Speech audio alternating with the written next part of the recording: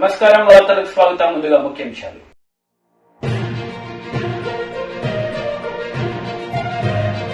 Muralidhar press meet. Andhra Pradesh లో పార్టీని బలోపేతం చేసేందుకు కసరత్తు.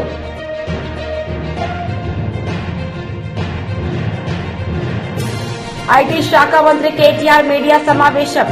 మునుగోడుకు అండగా ఉంటాం కేటీఆర్ హామీ.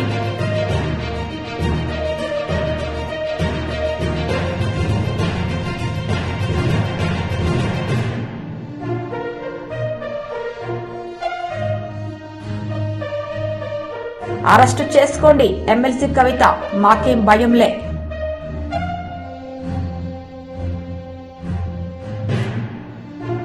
భారతదేశంలో పట్టణీకరణ వేగంగా జరుగుతున్న రాష్ట్రాల్లో తెలంగాణ రాష్ట్రం 3వ స్థానంలో ఉందని మంత్రి కేటీఆర్ తెలిపారు. నల్గొండలోని మునుగోడు నియోజకవర్గంలో కేటీఆర్ ఆధ్వర్యంలో మంత్రుల బృందం పర్యటిస్తోంది. ఈ సందర్భంగా కేటీఆర్ మీడియాతో మాట్లాడుతూ రాష్ట్ర వ్యాప్తంగా అన్ని పట్టణాలలో కొత్త మాస్టర్ ప్లాన్లు రూపొందించి వచ్చే మార్చి 31 లోపు అందజేస్తామన్నారు. అందరూ కూడా రావడం అనేది ఒక అరుదైన సందర్భం, ఒక అసాధారణ సందర్భం. ఇది ఎందుకు అంటే గౌరవ ముఖ్యమంత్రి గారు ఒక మాట అన్నారు మునుగోడు ఎన్నికల ప్రచార సభలో, మీరు గెలిపించండి, మునుగోడుని నల్లగొండని నా గుండెల్లో పెట్టుకుంటా అని చెప్పారు.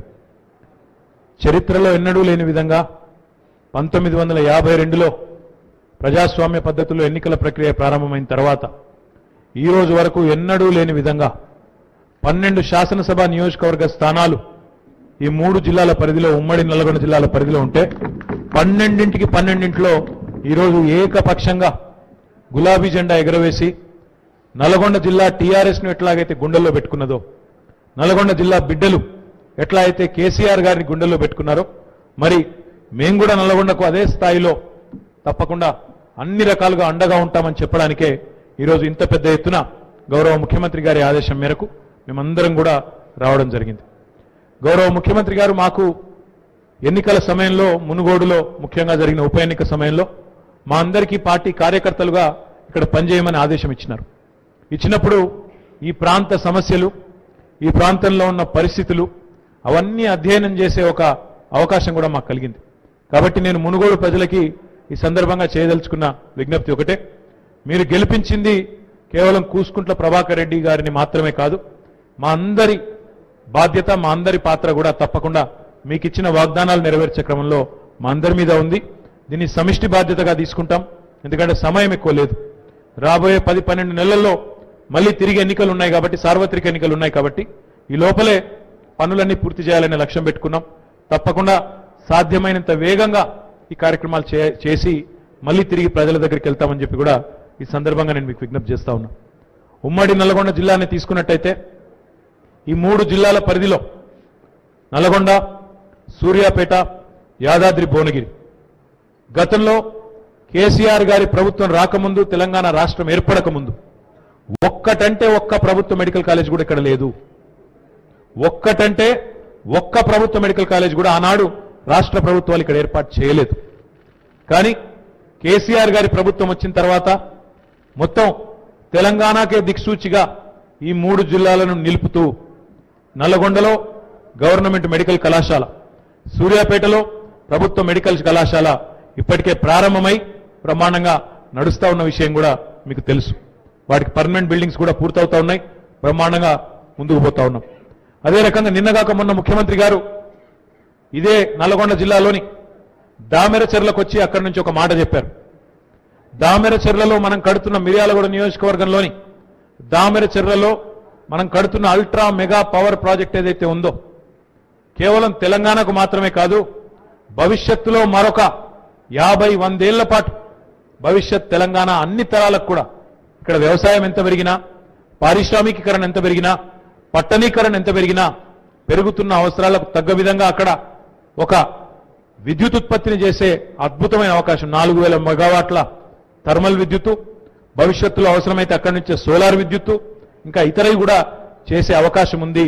ఒక విద్యుత్ వెలుగులు ప్రసరించే, మొత్తం రాష్ట్రానికి విద్యుత్ వెలుగులు అందించే జిల్లాగా నల్లగొండ మారనున్నది అని ముఖ్యమంత్రి గారు స్వయంగా చెప్పిన మాట. అదేవిధంగా ఈరోజు నల్లగొండ బిడ్డలందరూ గర్వంగా చెప్పొచ్చు, ఒకనాడు ధాన్య భాండాగారంగా భారతదేశానికి ఆనాడు ఉమ్మడి ఆంధ్రప్రదేశ్కు పేరుండేది. ముఖ్యంగా కోస్తా జిల్లాలకు పేరుండేది.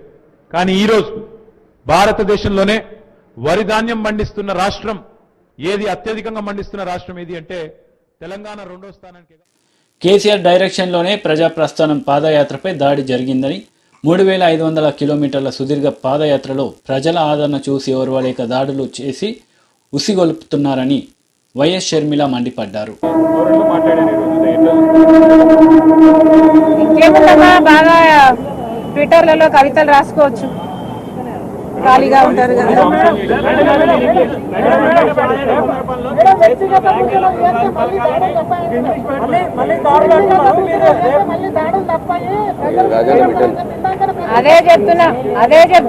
అదే చెప్తున్నాం మేము కూడా. దాడులు తప్పవని మళ్ళీ బెదిరిస్తున్నారు.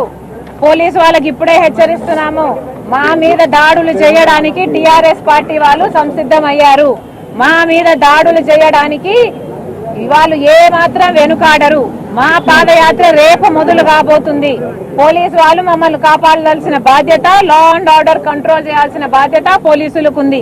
అవసరమైతే ఏ రూట్ లో అయితే పాదయాత్ర చేస్తున్నామో, ఏ కాన్స్టిట్యుయెన్సీలలో అయితే పాదయాత్ర చేస్తున్నామో ఆ కాన్స్టిట్యుయెన్సీలలో ఎవరైతే గోలా చేయాలనుకుంటున్నారో, ఎవరైతే దాడులు చేయాలనుకుంటున్నారో వాళ్ళని ముందే అదుపులోకి తీసుకోవాలి పోలీస్ డిపార్ట్మెంట్. నాకేమైనా జరిగినా, నా మనుషులకు ఏమైనా జరిగినా దీని పూర్తి బాధ్యత కేసీఆర్ గారిదే. మేము సుప్రీంకోర్టు జడ్జికి, హైకోర్టు జడ్జికి కూడా రాయబోతున్నాము. ఇక్కడ జరుగుతున్న పరిణామాలు, ఇక్కడ జరుగుతున్న అన్యాయాలు ఏమిటి అనేది ప్రతి ఒక్కరికి తెలియాల్సిన అవసరం ఉంది. ఇది ప్రజాస్వామ్యం అవునా కాదా అని మేము అడుగుతున్నాం. ఈ రోజు ఆఫ్ఘనిస్తాన్ లాగా మారింది తెలంగాణ. కేసీఆర్ గారు ఒక తాలిబాన్ అధ్యక్షుడిలాగా మారారు. కేసీఆర్ గారు తాలిబాన్ ఆర్మీకి, అంటే కేసీఆర్ గారి పార్టీలో ఉన్న వాళ్ళంతా ఉద్యమకారులందరినీ తరిమేసి ఇప్పుడున్న స్వార్థపరులంతా, నాయకులు, క్యాడర్ అంతా గూండా లాగానే తయారయ్యారు. వీళ్ళు తాలిబాన్లు కాదా? అసలు వీళ్ళు చేసిన వ్యాఖ్యలు చూడండి. నల్లిలాగా నలిపేస్తాము, నువ్వు కాలు బయటికి ఎలా పెడతావో చూస్తాము, మేము బలి తీసుకుంటాము, ఇలాంటి మాటలు తాలిబాన్లు మాట్లాడకపోతే ఎవరు మాట్లాడతారు? ఈ తాలిబాన్ల మాటలు కాదా? ఇవి తాలిబాన్ల మాటలు కాదా? ఇవి తాలిబాన్ల మాటలే, ఇవి తాలిబాన్ల మాటలే. వీళ్ళు తాలిబాన్లే. కేసీఆర్ పార్టీలో ఉన్నదంతా తాలిబాన్ సైన్యమే.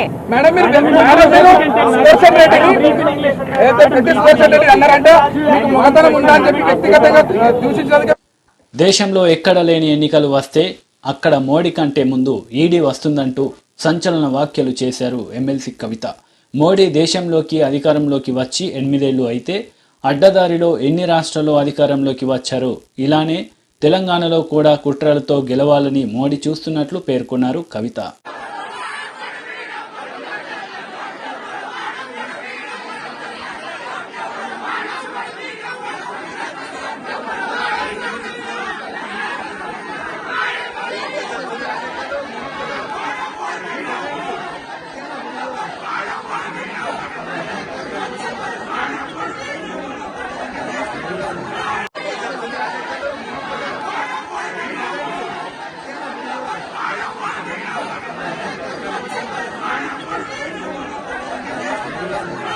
इस देश में मोदी जी का सरकार 8 साल पहले आया है और इन 8 सालों में तकरीबन 9 प्रदेशों में जो डेमोक्रेटिकली इलेक्टेड गवर्नमेंट्स है उनको गिरा के एक असहज तरीके से वहां उन्होंने भाजपा का सरकार बनाया है। ये हम देख रहे हैं इस देश में क्या हो रहा है। और ये आज देश में बच्चा बच्चा जानता है कि किसी भी प्रदेश में इलेक्शन होने वाला होता है वहां मोदी से पहले ईडी पहुंच जाता है। तो आज तेलंगाना में भी यही हुआ है, कुछ नया नहीं है। अगले साल हमारे यहाँ हमारे प्रदेश में इलेक्शन है तो मोदी जी के आने से पहले ईडी वाले आ गए। हमने उनका स्वागत किया, हमने कहा हर तरीके से आपको कोऑपरेट करेंगे। फिर भी ये जो cheap tricks Bharatiya Janata party play करती है, मीडिया में लीक दे दो, नेता के रेपुटेशन खराब कर दो, मैं बोलना चाहती हूँ मोदी जी से विनम्रता से, मोदी जी अगर आपको जेल में डालना है तो डालो, कोई टेंशन नहीं, चले जाएंगे, लेकिन लोगों के लिए काम करना नहीं छोड़ेंगे। बीजेपी के जो फेल्यूर्स है उसको एक्सपोज करना भी नहीं छोड़ेंगे। और आज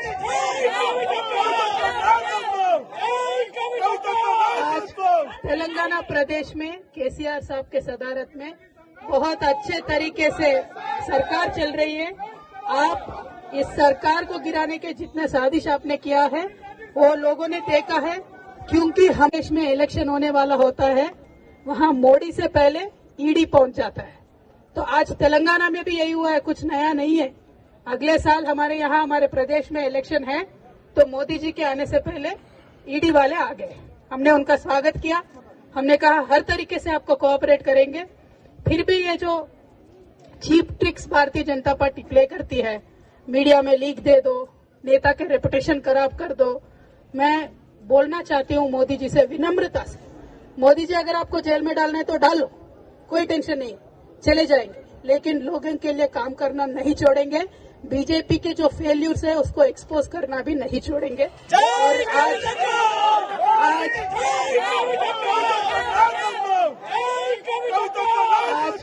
तेलंगाना प्रदेश में केसीआर साहब के सदारत में बहुत अच्छे तरीके से सरकार चल रही है। आप इस सरकार को गिराने के जितने साजिश आपने किया है, वो लोगों ने देखा है, क्योंकि हमने वो षड्यंत्र को लोगों के सामने रखा है। तो आप रिएक्शन में ये सारी चीजें कर रहे हो, सिर्फ मेरे ऊपर नहीं, हमारे मंत्रियों के ऊपर, हमारे एमएलए के ऊपर, एमएलसीज के ऊपर, ईडी, सीबीआई, आईटी सब कुछ चला रहे हो।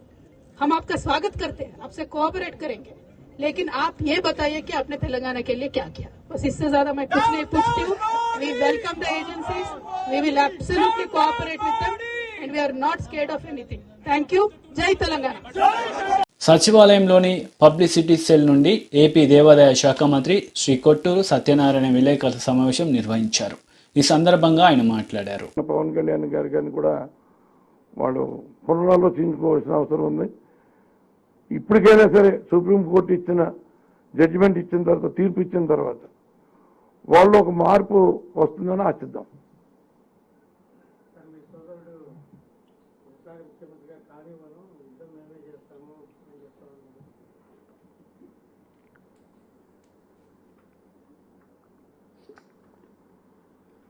ఏమన్నారంటారు?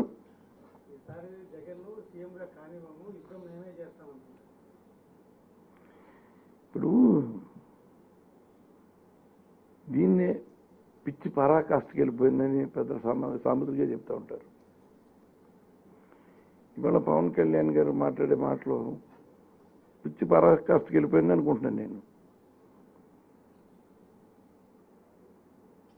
అతను మాట్లాడే మాటలు ఒక సగటు మనిషి మాట్లాడాల్సిన రీతిలో కానీ, పత్రికల్లో వచ్చే అంశాలు, మీరు అతను మాట్లాడిన మాటలు కానీ, భాష కానీ, తీరు కానీ ఏం మాట్లాడతారో మీరే చూడండి. వైకాపాన్ని కూల్చేదాకా నిద్రపోడంటారు. వచ్చే ఎన్నికల్లో ఎలా గెలుస్తారో చూస్తానంటాడు.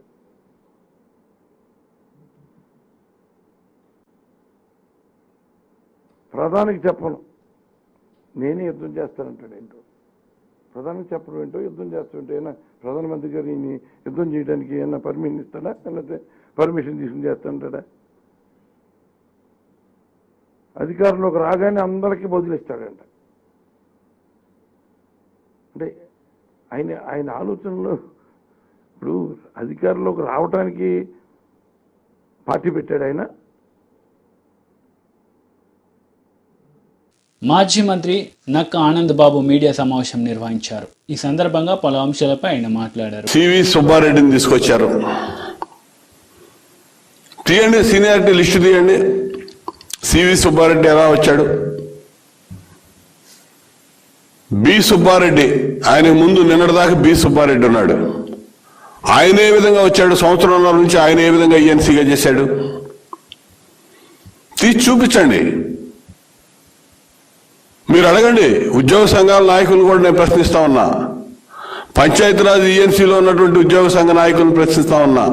ఎస్సీ ఎస్టీ ఎంప్లాయీస్ అసోసియేషన్ నేను అడుగుతా ఉన్నా. అడగండి అయ్యా, ఎందుకు ఊడిగం చేస్తారు, భయపడతారు?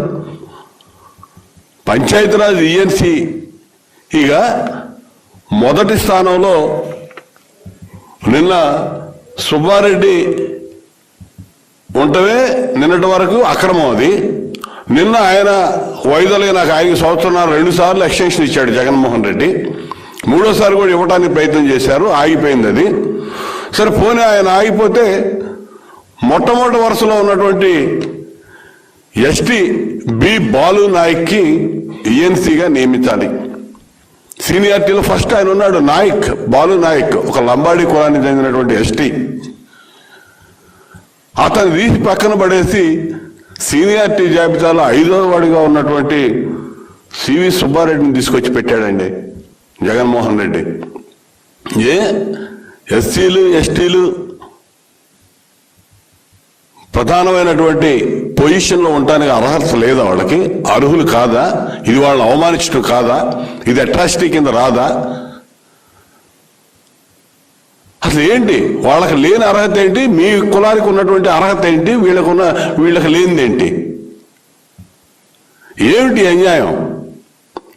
వైస్ ఛాన్సలర్లు నియమిస్తే దాదాపు 90-80-90% మొత్తం రాష్ట్రంలో ఉన్న విశ్వవిద్యాలయాలు మొత్తానికి మీరే. ఆంధ్ర యూనివర్సిటీలో ప్రసాద్ రెడ్డి అనేవాడిని తీసుకొచ్చి వైస్ ఛాన్సలర్గా పెట్టి పేరున్నటువంటి విశ్వవిద్యాలయాన్ని వైఎస్ఆర్సీపీ కార్యాలయంగా మార్చేశావు. మీకు అసలు ఊడిగం వాలంటీర్ల కంటే ఎక్కువ ఊడిగం చేస్తా ఉన్నాడు. నాశనం చేసి వదిలిపెట్టావు. ఇవాళ ఇటీవల డిఎస్పీలు ప్రమోషన్లు ఇస్తే దాదాపు 40% నీ సామాజిక వర్గాల వాళ్ళని తీసుకొచ్చి ఇచ్చావు. ప్రధానమైనటువంటి అసలు మీ సామాజిక వర్గం ఊసేలేనటువంటి ఉత్తరాంధ్ర ప్రాంతంలో టెక్కల్లో తీసుకుపోయి మీరు ఓ రెడ్డి గారిని డిఎస్పీగా, అరునాథ్ రెడ్డి అనే వ్యక్తిని డిఎస్పీగా అపాయింట్ చేశారు. అక్కడ ఏదో అచ్చెన్నాయుడు గారి మీద సాధించాలని చెప్పి. ఇలా ఆ రోజు మేము అధికారంలో ఉన్నప్పుడు 37 మంది డిఎస్పీలకు ప్రమోషన్లు ఇస్తే 35 మంది చంద్రబాబు నాయుడు గారి సామాజిక వర్గానికి సంబంధించిన వాళ్ళు ఉన్నారని చెప్పి నీ ఇష్టం వచ్చినాడు. ఆ రోజు ప్రతిపక్ష నాయకుడిగా ఉన్నటువంటి జగన్మోహన్ రెడ్డి మొత్తం తప్పుడు ప్రచారం చేశాడు. ఢిల్లీ దగ్గర నుంచి గల్లీ దాకా గోలగోలగా అరిశాడు. తర్వాత వీళ్ళు అసెంబ్లీలో చెప్పారు, తీయండి లిస్టు తీసి చెప్పండి. ప్రశ్నోత్తరాల సమయంలో ప్రశ్నిస్తే సమాధానం లేదు. దానికి అబద్ధాలు 1కి 100 సార్లు చెప్పడం ద్వారా నిజం అని చెప్పి నమ్మించడంలో ఆ రోజు కృతకృత్యుడయ్యాడు. ఈ రోజున వాళ్ళు అదే పని చేస్తా ఉన్నారు. మేము చేయలా, నువ్వు చేసి చూపిస్తా ఉన్నాడు. ప్రతి అంశంలో ఇదే జరుగుతూ ఉంది. ఇవాళ బాలు నాయక్ చేసిన పాపం ఏంటి? ఇవాళ ఈఎన్సీగా నియమించాల్సినటువంటి బాలు నాయక్ని కేవలం ఒక ఎస్టీ అనే ఉద్దేశంతో నీ సామాజిక వర్గానికి చెందినటువంటి 5వ ప్లేస్లో ఉన్నవాడిని తీసుకొచ్చి ఇక్కడ పెట్టడం అంటే. Union minister Muralidhar press meet నిర్వహించారు. ఈ సందర్భంగా పలు అంశాలపై ఆయన మాట్లాడారు. Projects that are being undertaken by the railways. The railway underpass in Bhimavaram, which is being constructed at a cost of 21 crores, is the last one in the step of in the sequence of making ease of travel.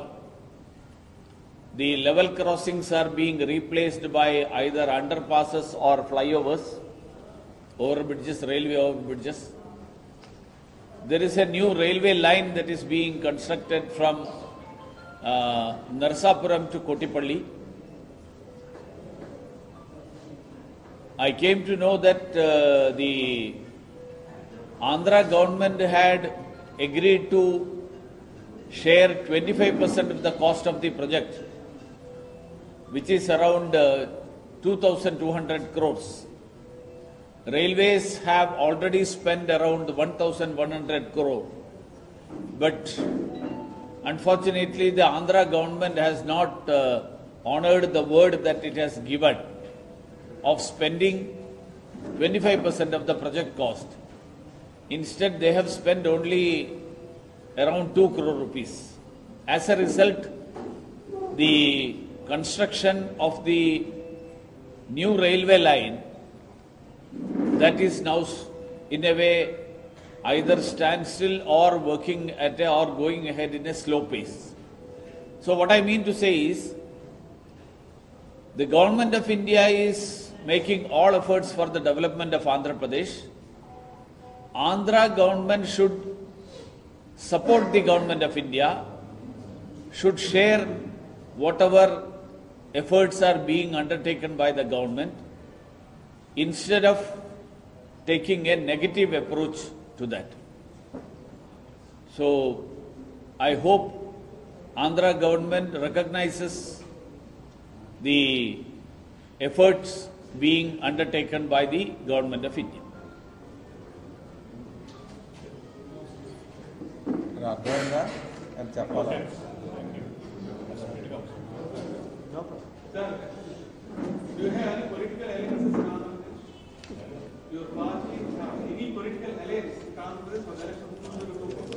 No, we are already in alliance with Jan Sena of Pawan Kalyan's, led by Pawan Kalyan. We are definitely going ahead with that alliance. It is there. Whether we have not made any time frame. It is only up to election. It will go ahead also. Beyond that election also. Sir, comparing to Telangana, BJP is much lesser in Andhra. So what are the steps you are going to do to strengthen the party in AP? We are trying to strengthen the party at the grassroots level and take up the issues concerning the people. Very recently we had a very large gathering of the backward communities addressed by the national president of the OBC Morcha in Eluru. వార్తలు ముగించే ముందు ముఖ్యాంశాలు మరోసారి.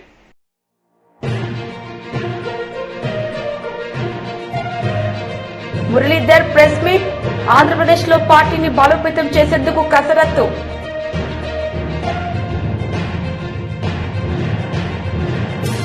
IT శాఖ మంత్రి KTR media సమావేశం, మునుగోడుకు అండగా ఉంటాం కేటీఆర్ హామీ.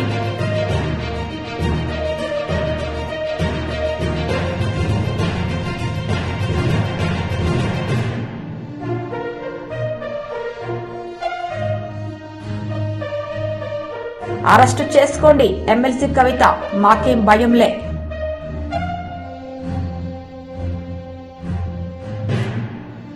ఈ వార్తలు ఇంతటితో సమాప్తం. తిరిగి ప్రసారమయ్యే వార్తలు మళ్ళీ కలుద్దాం. అంతవరకు సెలవు. నమస్తే.